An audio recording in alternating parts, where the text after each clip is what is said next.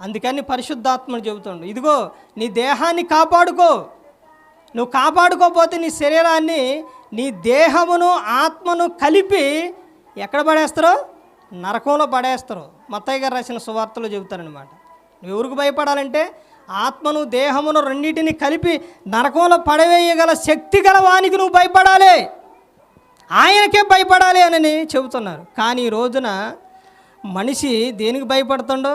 పాపానికి భయపడట్లా, పాపానికి భయపడట్లా, దాన్ని ఆనందంగా సంతోషంగా చేస్తుండో తర్వాత జరగబోయేది ఎంత భయంకరంగా ఉంటుందంటే అంత భయంకరంగా ఉంటుంది. ఇప్పుడు పరిశుద్ధాత్మ పరిచర్యల్లో 7 విషయాలు చెప్పాను. 1, పరిశుద్ధాత్ముడు నూతన జన్మ కలిగించును. 2, ఆనందము పుట్టించును. 3, ఆత్మఫలము ఫలించును. 4, దృఢపరచును. 5, పరిశుద్ధపరచును. 6, వాక్య మర్మములు బయలుపరచును. 7, సర్వసత్యములోనికి నడిపించు. 7 విషయాలు పరిశుద్ధాత్మ పరిచర్యలు. ఇవి ఏంటి అంటే ఆయన పరిచర్యలు ఏంటి? ఇవి. ఏదైనా ఒక్కటైనా వీటిల్లో ఒక్కటైనా ఈ లోక సంబంధమైనది ఉందా? ఈ లోకంలో ఉందా? శరీర సంబంధమైనవి ఉన్నాయండి? లేవండి. అన్నీ ఏంటి అవి?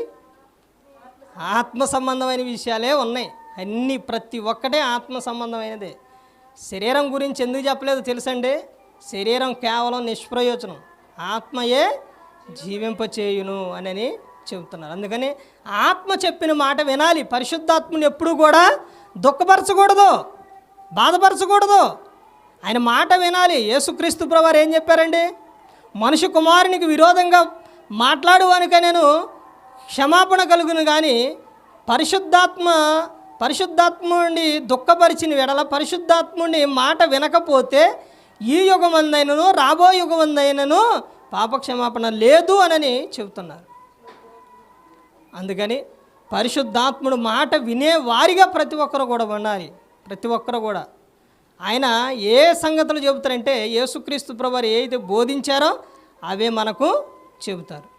మనం ఒకవేళ నీ మనసులో అనుకోవచ్చు, నువ్వేదైనా మాట్లాడాలని చేయాలని నువ్వు అనుకున్నప్పుడు ఇది తప్పు అని పరిశుద్ధాత్ముడు ఏం చేస్తారు? గద్దిస్తారు, హెచ్చరిస్తారు, బోధిస్తారు. ఇవన్నీ కూడా మనకు నేర్పుతారనమాట. ఇవన్నీ ప్రతి ఒక్కరూ హృదయంలో పెట్టుకోవాలి. ప్రతి ఒక్కరు కూడా ఎవరు కూడా నశించి నరకానికి వెళ్ళిపోకూడదని యేసుక్రీస్తు ప్రభువారు ఈ లోకానికి వచ్చి మనందరి కోసం సిలువలో ప్రాణాన్ని పెట్టారు. ప్రతి ఒక్కరు కూడా దేవుని యందు భయభక్తులు కలిగి పరిశుద్ధాత్మ మాట వింటూ హృదయశుద్ధిని కాపాడుకుంటూ క్రీస్తుని పోలి నడుచుకున్నప్పుడు ఈ లోకం విడిచినప్పుడు పరలోకానికి చేరుకుంటారు. మరి ఈ విధంగా నిలబెట్టి మాట్లాడించిన తండ్రి అన్న దేవునికి కృతజ్ఞతాస్తుతులు చెల్లిస్తూ ఇంతవరకు శ్రద్ధగా ఉన్న మీకు ప్రభు పేట నా హృదయపూర్వక వందనాలు చెల్లిస్తూ ఈ మాటలు ముగిస్తున్న అందరికీ వందనాలండి.